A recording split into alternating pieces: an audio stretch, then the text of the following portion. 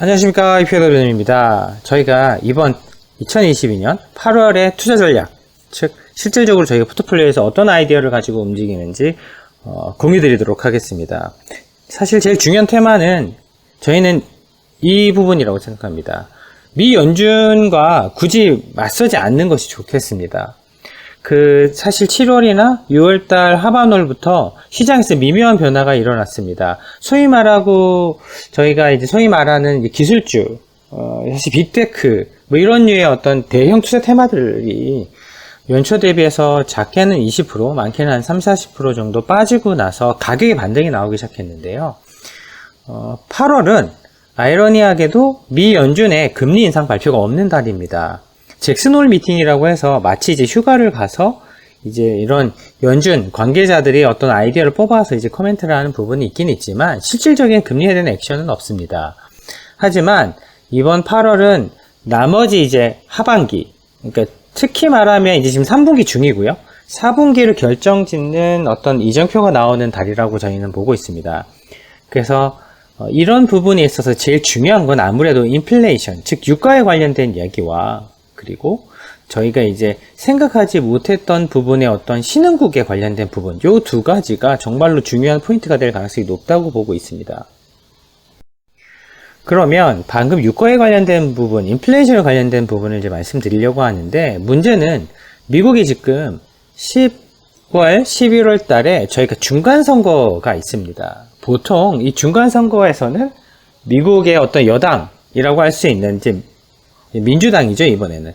아마 하원 의석을 뺏길 가능성이 높습니다. 실질적으로 상원 같은 경우는 이제 정치적인 부분이고, 하원 같은 경우는 이제 사실 실무적인 부분인데요. 그런데 이제 그때의 중요한 아젠다 중에 하나가 될 것으로 지금 부상되고 있는 것 중에 하나가, 월가에서 보는 것 중에 하나가 이 SPR. 그러니까 스페셜 리저브에 관련된 이야기입니다. 이제 유가. 그러니까 전략 비축률이라고 부르고 있죠, 한국에서는. 이 전략 비축률가 어느 정도 수준이 낮냐면은 2020년, 2014년, 그러니까 이전에 이제 10년인 거죠. 리만 사태 터지고 나서. 그때 평균이 보시면 이제 요 연두 색깔이었거든요. 보시면 요 연두 색깔. 그러니까 저희가 알고 있는 최근 10년에 해당되는 부분입니다. 이렇게. 그리고 2022년은 요 부분입니다. 그 말은 뭐냐면, 그러니까 연초부터 했을 때 스페셜 리저브는 보통 여름을 전후로 해서 사실 좀 많이 증가했다가 좀 감소하는 형태, 이게 사실 정상적인데요. 지금은 바이든 정부가 유가를 잡겠다고 공격적으로 데일리로 엄청나게 많은 양의 스페셜 리저브를 이제 쏟아내고 있습니다. 하지만 이 수준이 어느 정도 수준이냐면, 이게 한 40년 내로 스페셜 리저브가 만들어지고 나서 가장 낮은 수준이라고 보시면 되겠습니다. 따라서 결국은 이게 이제 정치적인 부담으로 작용할 수밖에 없을 것입니다. 그러니까 통화정책이나 재정정책의 다양한 구성을 통해서, 외교를 통해서 유가를 안정을 시켜야지, 그냥 쉽게 들고 있는 비축률을 가지고 지금 하는 바람에, 우리가 만약에 지금 러시아 우크라이나 전쟁도 있고 중국하고 갈등도 있고 이런데, 지금 유가를 풀어가지고 우리 전략 비축률을 써가지고 지금 유가를 잡는 게 말이 되냐라는 이제 쟁점이 드디어 부상하고 있습니다. 하지만 이런 스페셜 리저브를 다시 또 사서 모아야 된다는 부담 역시 존재하고 있는 것도 사실입니다. 그러니까 이게 수요뿐만 아니라 공급상의 이슈도 이제 다시 불거질 가능성이 높다라는 부분을 염두에 두셔야 될 것 같습니다. 두 번째로, 그러면 기업의 실적, 특히 3분기 실적입니다. 그러니까 Q322라는 거는 2022년 3분기에 해당되는 EPS 추정치에 관련된 내용인데요. 그러니까 6월 30일 이후로, 그러니까 2분기가 딱 끝나고 나서부터 7월 마지막 주까지 애널리스트들이 어떻게 추정치를 변경했는지 따라가 보는 것입니다. 그러면 3분기 추정치의 방향성이 나오게 되는데요. 두 가지 섹터가 살아남았습니다. 에너지와 유틸리티입니다. 아시는 것처럼 한국의 한전은 사실 가격 연동을 하기가 쉽지 않습니다. 정치적인 부담이 있어서. 하지만 미국은 많이들 민영화가 됐기 때문에 에너지 가격이 올라오는 만큼 가격을 부담을 시켜서 사실은 전기세를 걷는다던가, 가스, 수도, 이런 것들을 거둘 수 있습니다. 그렇다 보니까 에너지 가격이 올라옴에 따라서 유틸리티도 사실 실적이 어느 정도 괜찮은 편에 속합니다. 하지만 두드러진 건 에너지죠. 하지만 에너지가 최근에 실적 변동성이 좀 높거나 아니면은 향후에 유가가 하락하는 부분 때문에 주가가 상당히 좀 많이 조정받은 것도 사실입니다. 하지만 실적 측면에서는 여전히 좀 강하다라고 볼 수 있는 부분이 있는 것 같고요. S&P 500이 중간쯤에 있습니다.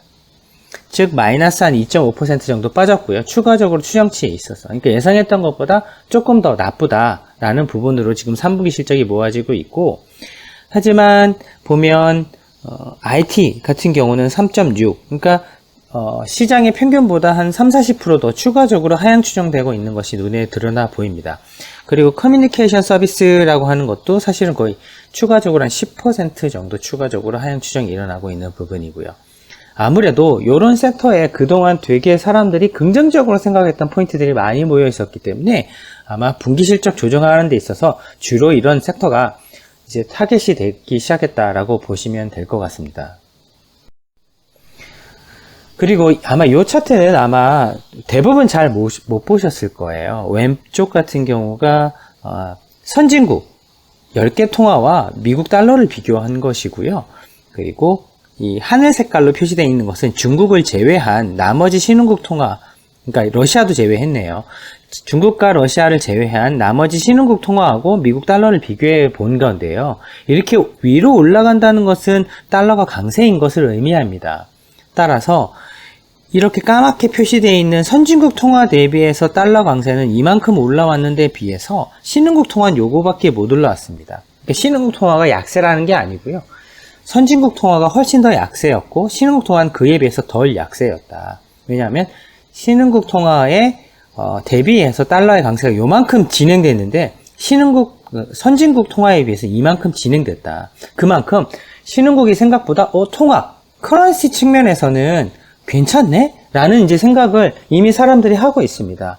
이게 올해 들어와서 초강세를 보인 달러에 관련된 부분인데요. 그런 부분을 보게 되면 2021년에 신흥국 통화의 어떤 약세에 비해서는 현재 지금 신흥국 통화의 상대적인 강세는 상당히 지금 괄목할 만한 부분이 있다라고 보셔야 될 것 같습니다. 이런 부분을 힌트에 놓고 2022년 2월 23일부터 3월 31일, 그러니까 올해 1분기 마지막 달이죠. 그리고 요거는 이제 2분기 마지막 달에 해당되는 부분부터 이제 3분기 초까지인데요. 만약에 이 친구들이 그때도 약세를 보이고 지금도 약세를 보인다고 하게 되면 요 정도에 표시될 것입니다. 그러니까 요렇게 약세니까요. 그런데 보시면 요 중간 선을 기준으로 해서 이때의 약세, 그러니까 과거의 약세, 올해 연초의 약세에 비해서 약세가 덜 됐다 하는 친구는 주로 여기에 찍히거든요. 근데 생각보다 이쪽에 비해서 이쪽의 국가들이 생각보다 조금 많습니다. 그 많다는 얘기는 요 차트에서 보시는 것처럼 신흥국 통화가 과히 그렇게 약세이냐에 대해서 시장에서 그렇게 약세할 필요는 없다라고 판단이 되었습니다. 따라서 지금 이미 막 신흥국 부채 위기 이야기 나오고 하고 있지만 최근에 보면 신흥국들 중에서 컨트리 피킹에 따라서 꽤 좋은 성과를 내고 있는 국가들이 계속 나타나고 있습니다. 저희 역시도 그런 포트폴리오를 구성하고 있다고 말씀드렸었고 실질적으로 그런 부분에 성과를 내서 저희가 연초 대비해서도 다른 포트폴리오에 비해서 뭐 작게는 300, 400, 많게는 5에서 600bp, 그러니까 한 3, 4에서 한 5, 6% 높은 성과를 내는 데 있어서 가장 중요한 포인트가 사실 여기에 있었습니다. 신흥국 통화가 생각보다 강세라는 부분을 꼭 염두에 두시는 게 좋을 것 같습니다. 왜냐하면 절대 수익을 내는 데 있어서 미국만 갖고 수익을 낼 수 없는 국면이기 때문에 신흥국 중에서도 따로 돈을 잘 벌 수 있는 지역들이 분명히 있습니다. 그런 부분을 장기로 가져가는 건 부담이 될 수 있지만 단기적으로 활용하시는 것도 큰 도움이 되실 수 있습니다. 그러면 지금 문제가 되는 것은 신흥국 중에서 사실 중국인데요. 그럼 중국을 어떻게 볼 것이냐? 중국은 예전에 10%가 훨씬 넘는 고성장 국가였고요. 그러다 보니까 뭐 소비라든지 투자 측면에서 중국의 눈치를 많이 봐야 했던 것도 사실입니다.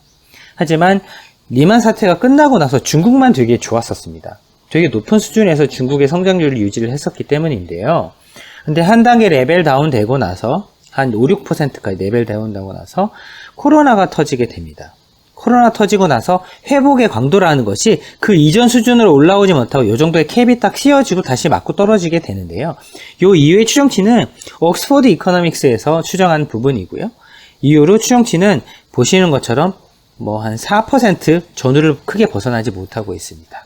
사실 4% 정도 증가한다는 것은 글로벌 신흥국 평균에 미치지 못하는 수준이기 때문에 더 이상 그로스탁, 성장 지역 뭐 이런 것은 아니고, 하지만 위험 측면에서는 중국이 예전에 비해서 경제 규모가 커졌기 때문에 부담스러운 것도 사실입니다. 하지만 예전에 고성장 국가인데의 경제 규모가 큰 것과 그리고 저성장 국가인데의 경제 규모가 큰 것은 글로벌 경제에 미치는 영향이 예전에 비해서는 크지 않을 수 있다. 따라서 방금 말씀드렸던 신흥국 통화가 강세를 보이는 것도 이제 통화 다변화 그리고 통화 포트폴리오 측면에서의 여러 가지의 옵션을 글로벌 투자자들이 가지게 됐다는 것을 의미하게 됩니다. 그러면 현재까지 가지고 있는 부담을 어느 정도 분산 투자할 수 있는 비이클, 수단들이 생겼으니까 이번 8월부터는 조금 재밌는 양상이 벌어질 가능성이 높습니다. 그래서 전통적인 투자에 있어서 어려움이 많이 생겼었고요, 상반기에. 그리고 그런 부분이 하반기에 더 차별화되면서 도드라질 가능성이 높다라는 사실을 여기에서 염두에 두시면 훨씬 더 도움이 되실 것 같습니다. 그 마지막 페이지는 월가에서 가장 좋아하는 투자 방식이라고 할 수 있죠. 한 60% 정도의 주식을 사고 한 40% 정도의 채권과 다양한 대체자산을 사는 방식인데요. 6대4 투자법이라고 부르는 일종의 저희로 치면은 한 주식 혼합형 펀드에 해당될까요? 이제 이런 형태의 투자가 미국에서 가장 위험대회에서 수익률이 좋다라고 알려진 방식입니다. 그런데 이게 연초 이후부터 이런 6대4 투자 방법을 한번 조사해 봤더니 한 40년간, 그러니까 1970년대부터니까 한 50년 정도 됐겠네요. 한 50년간 중에서 이번이 가장 나쁜 실적을 기록을 하고 반등이 나오기 시작했습니다. 하지만 2002년에 비해서 결코 더 나쁜 실적이라고 볼 수는 없는 것 같고요. 그 정도 수준의 실적이 이번에 하락이 나타났구나라고 보시면 될 것 같은데, 문제는 이런 사이클들이 대부분 인플레이션에 대해 민감했던 사이클들입니다. 즉 인플레이션에 민감했던 사이클이기 때문에 전통적인 투자 방식, 그러니까 인기 있는 투자 방식 6대4 방식이 생각보다 워킹을 잘 하지 않고 있다는 거죠. 그러니까 기존의 그냥 모델 기준으로, 그냥 기존의 어떤 시스템 기준으로 그게 로보 어드바이저 형태가 될 수도 있겠고 퀀트 형태가 될 수도 있겠고 아니면 전통적인 투자 모델 형식이 될 수도 있을 것 같은데요. 그런 투자자들도 이번에 되게 손실을 많이 겪었다. 그러니까 지금 이 프레젠테이션을 통해서 저희가 설명하려고 하는 부분도 상반기의 실적의 어떤 부진 자체는 이러한 사이클에 대한 이해도를 조금 더 가져가셔서 이런 손실이 충분히 날 수 있었다라는 부분을 염두에 두시는 게 좋을 것 같습니다. 하반기에도 이런 부분에 있어서는 여전히 인플레이션이 지금 많게는 9에서 10%, 작아도 한 5% 이상이기 때문에 그동안 보지 못했던 인플레이션 레이셔를 보고 계시기 때문에 그런 부분을 반드시 검토하셔서 염두에 놓고 포트폴리오를 하거나 투자 자산을 선택하셔야 된다는 부분입니다.